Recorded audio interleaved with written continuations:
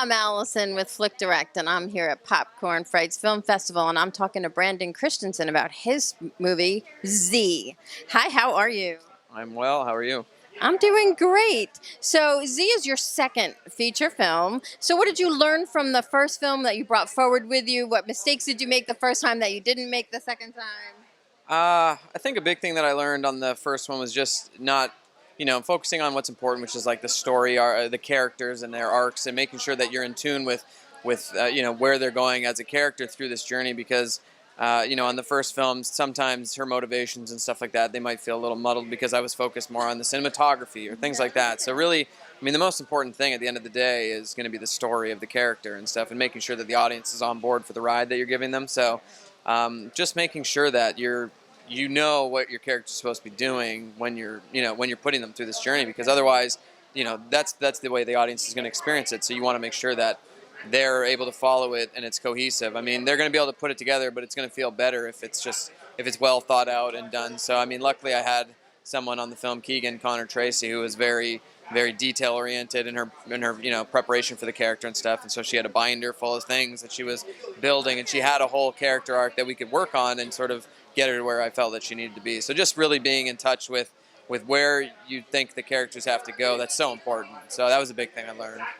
So let's talk about the story. So it's Josh who has an imaginary friend, Z, who may not be so imaginary. Right. So after I did Stillborn, my wife and I were talking about what we could do for a follow-up, because Stillborn, I'm a parent, I've got kids, and when we wrote Stillborn, when Colin and I wrote Stillborn, I was freshly out of the baby stage with my second child. So, I was still kind of thinking about, I wanted to write something somewhat personal, and I had a lot of experience with the issues that, mothers and fathers can have, and just how the whole process works. So, when we wanted to do a second one, my wife and I were just talking about ideas, and I wanted to do something kind of like The Omen, a creepy kid kind of movie.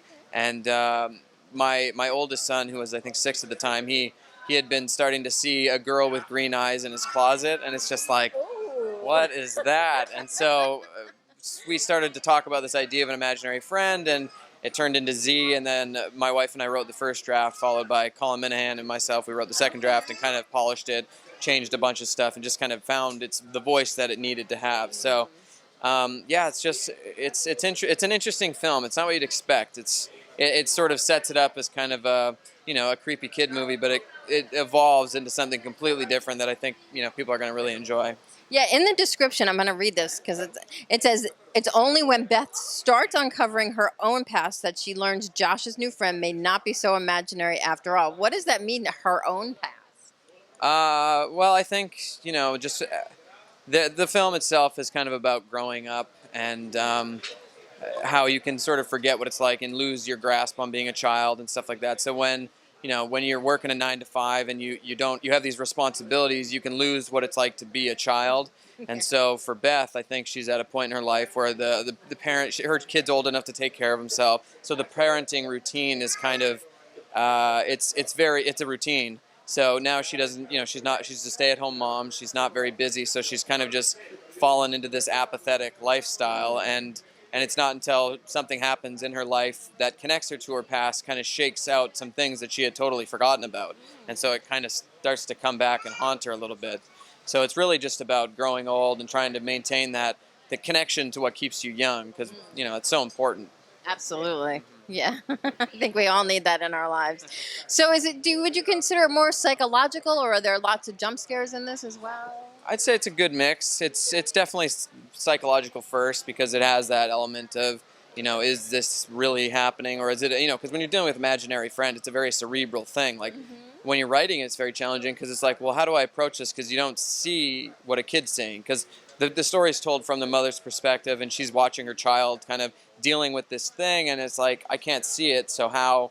I don't know if it's real. And we're kind of taken as an audience through that same, using the mother as the cipher for us that we just sort of view everything for. So as she starts to, have experiences herself, we start to have experiences ourselves, and it turns into definitely, it's a jumpy film in a lot of parts, but it definitely maintains that, like, I don't know, is she going crazy? And it's intentional. So you're always kind of balancing a little bit. But I feel like the film takes a pretty firm stand on what it actually is. So hopefully I think people will come out of it differently than they did with Stillborn, where that was through the beginning to the very end. You're like, you can fall in either camp, real or not. So this one takes a, it actually, I think, to me, it says what it is. Is it going to be a different experience for someone who has kids as opposed to someone who doesn't have kids? 100%. And I think Stillborn was the same. Like if you have a baby and stuff, I know that there's kind of a natural, your instinct is to sort of protect the baby. You see a baby and you just have this innate desire to make sure that baby's safe. So with this, it's for parents that have kids that have grown up and they're past the baby stage, the toddler stage, and you've got a kid that they've got their own independence now. They're going to school and stuff, so they can leave your house and they can learn something new and they can tell you about it. And it's just like, well, wait, now I'm not the sole voice that's sort of controlling what what you're seeing and what you're doing. So that's kind of the scary thing is like, I don't know who, I can send, my 7-year-old he's in the 2nd grade now, starts going back tomorrow, but he's going to go and he's going to learn new things that I don't know and I didn't curate for him. So it's like, oh man, he's got these new experiences. Then he comes to me and he says, I'm scared of the girl with the green eyes in my closet. It's like, where did that come from? So it's all about just sort of letting go of your child, and so you're not just controlling everything anymore. They're becoming their own person, and that's, as a parent, it's pretty terrifying. Yes, it is. Wait until they're a teenager. Yeah. Not looking forward to that. So your first 2 films obviously have dealt around family and young boys. Is that a direction you want to continue with, or are you looking to move out into other genres? Are there other ideas in your mind that you're thinking about? It's kind of tough to not write what you know. So, and I've got kids, I've got, close family and stuff like that. So it's something that I can draw from. I think if someone were to give me a script and it was something totally different, that'd be really exciting. But when I'm sitting down to write and I'm thinking of ideas, I just tend to go to the things that I know, and I know the parental fears that you have, and as I go into those teenage years, I'm sure I'm going to have more horrific things that I'm going to experience and want to draw from. So I don't know. It's I've got some things that I would like to do next. Not all of them are the mother-child relationship, but I think, I don't think it's a totally overrepresented thing in film right now. You've got films like The Babadook and things like The Ring even, but there's a lot of people that want to just be scared and they don't want to see the blood and the guts like that, and we definitely don't do that. Like it's very clean and classy, if you will. So we want to make you scared, but we don't want to make you grossed out. All right. Maybe. I like that, although I'm not sure I like that. So what does it mean to be at a film festival like this, Popcorn Frights, for a filmmaker? I think it's awesome. Igor, Judith, Mark, they take great care of us. They make us feel really special. And I mean, most of the people coming here, they're up-and-comers. They're on their first or second films and stuff like that. So to come to a place that has an audience like the Florida audience has, and they really embrace what it is to be a horror fan. There's so many different genres that kind of sweep across the genre. It's just like subgenre. There's a zombie movie that just played. There's 2 imaginary friend movies that are playing and stuff. So it's nice to see this group of people that they all share this one love, and they're not like, well, this is better, that's better. They just embrace the whole thing. So I think they've found this really great place that they can get all these crazy people together and they can all enjoy and experience these things together. And I think that, of all the festivals I've been to, this is one of the best ones that they just have such a passion for it. Yeah, they absolutely do down here. As a filmmaker, what advice would you give to a new filmmaker out there, someone just starting out? Just work, do stuff. It doesn't matter if it's good or bad. Just write. If you have an idea, shoot it, even if it's terrible, even if you have no one with you. The hardest thing I think now is, especially with just how online everybody is, like friends are online, everything. So you never feel like you have that connection to someone where you can go, hey, let's go shoot. But you don't really need that. All the tools are cheaply available. You can shoot on your phone, but just get out there, learn, play. It's not about doing something that's going to impress others. You just want to build that craft for yourself. If you really want to do it, just, there's nothing stopping you right now. It's just there's no better time to make things than now.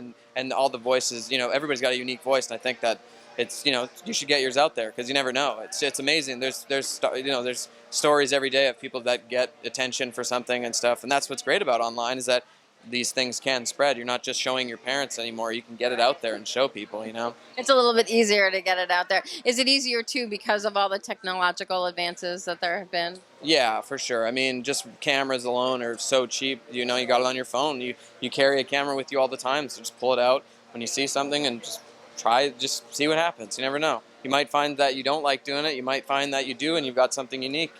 There's so many.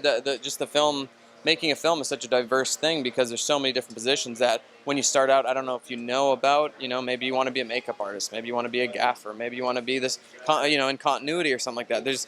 Everybody's got skills that they bring to it, and maybe it's not the one skill that they thought they had, but they might, find something about themselves, and they find a path for themselves. Yeah, you don't know that until you experiment. That's a really good lesson to teach your children. Yeah, for sure. Just try. There's no harm in trying. Absolutely. Well, thanks for talking with us, and congratulations on the film.